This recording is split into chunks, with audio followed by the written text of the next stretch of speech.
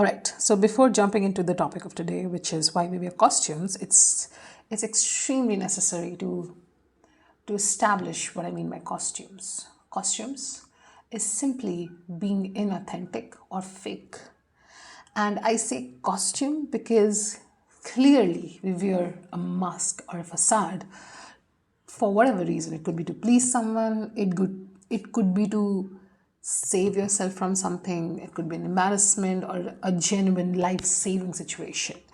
Whatever the reason is, we all wear costumes.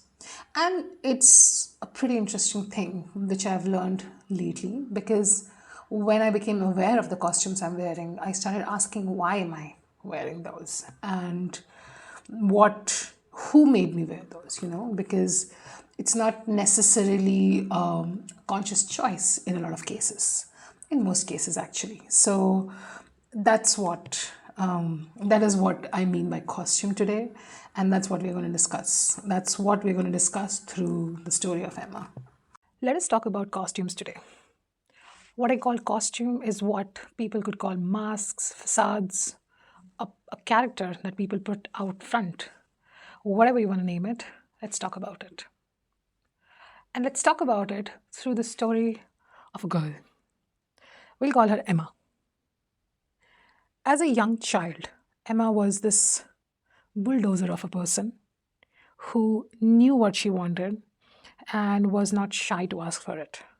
She demanded, and she got it because she was charming, she was lovely, she was adorable, and more than anything else, she was not pretending. She used to demand for food when she went to others' houses. If she wanted to play, she demanded others to come and play with her, be it her peer mates, people elder to her, or adults. It doesn't matter. If she wanted to talk, she'll find someone to talk to. And she never ever cared about any small details. She was never upset by anything. She wanted something, she went and got it. When she was brother was born. And because her younger brother, as an infant, was delicate and fragile, she was calmer around him. But that calmness was perceived as maturity, because there's an infant in the house. So the parents, they were extremely grateful for the first child to not make a fuss about it. And she was appreciated for it. She was told that she's mature, she's understanding, she's calm, and she's not fussy. Because of the love and praise she received, the acceptance she received for being such qualities, and the happiness she saw in her mother, she wanted to be like that more and more. She taught herself to do her stuff by herself. She became less and less demanding. She wanted to be perceived mature more. She wanted to be perceived mature more often because she wanted that love and acceptance. On a parallel tangent at her school, her teacher, the teacher that she looked up to, she was impressed by her and her leadership qualities. And she asked Emma to be the keeper of discipline. The unfortunate thing was, she was never explained what discipline meant. And what Emma understood out of that was that discipline means keeping the peace. Not by fighting, not by creating ruckus, but just keeping the peace by being silent or making others silent.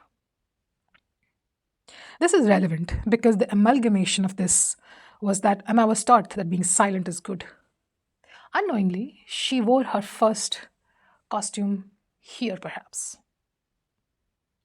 Soon after, there were a couple of boys in her class who started bullying her. They started demanding things from her. And because she now wears the costume of being silent and calm and peaceful, she didn't fight back. She kept the peace, believing that she is keeping the discipline and that she's being mature. It was proven to her that this was the right way because nobody told her otherwise. Because when she cried about the bullying to her parents, they only wiped her tears and told her to be strong without explaining what that meant. So she kept quiet and held on. This didn't stop the bullying. Sure, the faces of the bullies changed, but she was still getting bullied. And with that isolating experience, she lost her friends. She was not able to make any new friends, and she was alone. And the more alone she was, the more desperate she got. She wanted friends, she wanted to play with other people, and she was not able to create a ruckus of it. Because everybody else were able to get along really well, she figured that there was something wrong with her.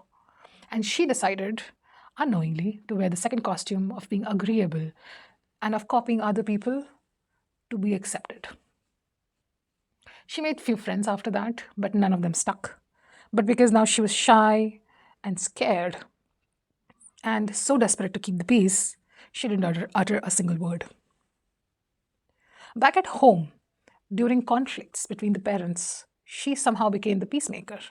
She understood that by keeping them individually happy was the key of having a home that doesn't have fights. Because for her, fights were bad. Fights meant there were no peace. Fights made her uncomfortable and scared. So she decided to take up the responsibility of keeping the peace everywhere and pleasing everybody. By this time, she had worn another costume of being a people pleaser and non confrontational. Through her life, these are a few very specific examples I took, but this kept happening on a regular basis, similar incidences, which created an amalgamation of these costumes where she was non confrontational, non drama, silent, calm, indecisive, and followed what everybody asked her to do. And on paper, this life looks perfect. But unfortunately, that was not the reality of it. But by wearing these costumes, she reached a point where, while everybody else around her were accepting her, loving her for how she was for them, these costumes that she wore for other people, she was lost. Because she was living for other and not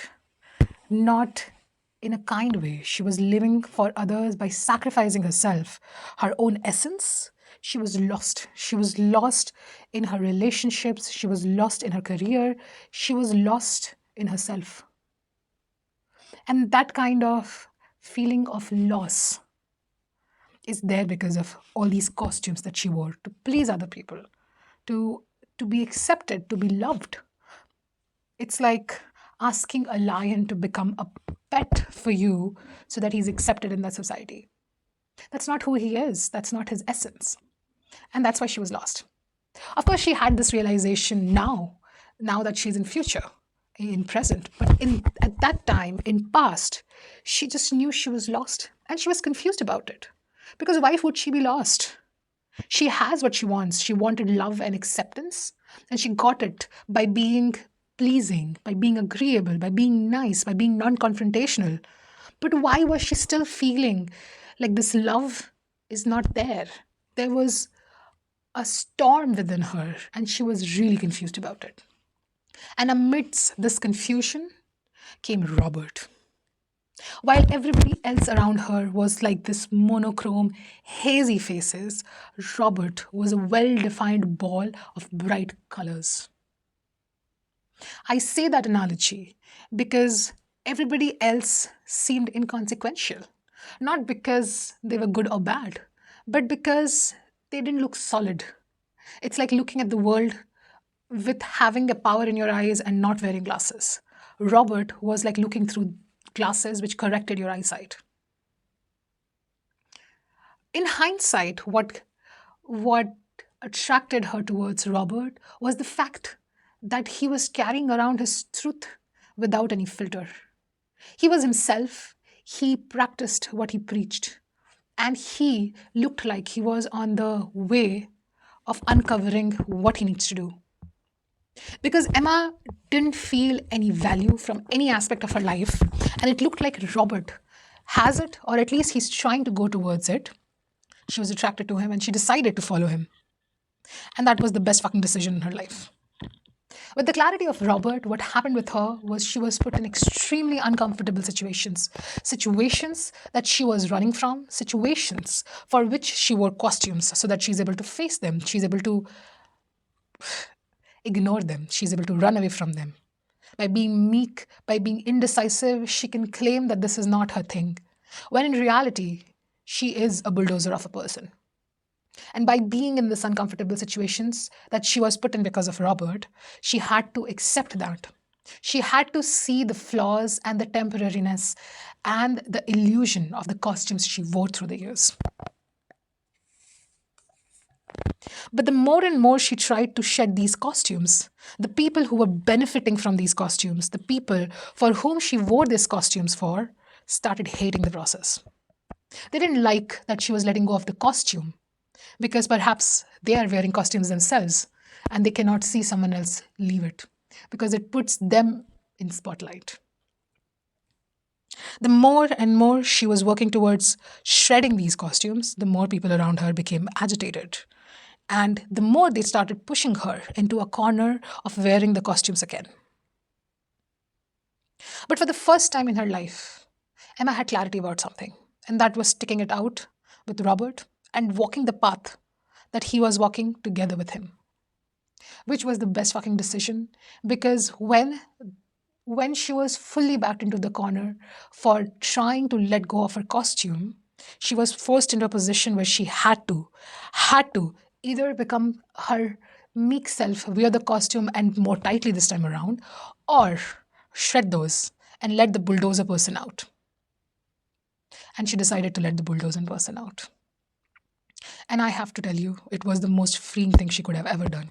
Because suddenly she doesn't have to consult the costume to behave in a situation. She's behaving how she feels is right. And that's the most empowering and scary thing to do.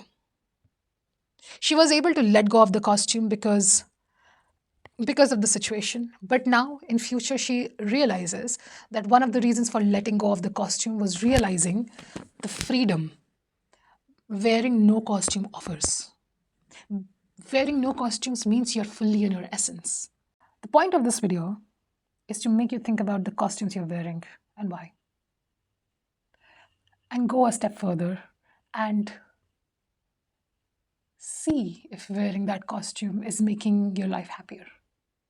If not, if you're feeling as miserable as Emma did, I need you to question if this is not serving the purpose you want it to serve, why are you still wearing the costume?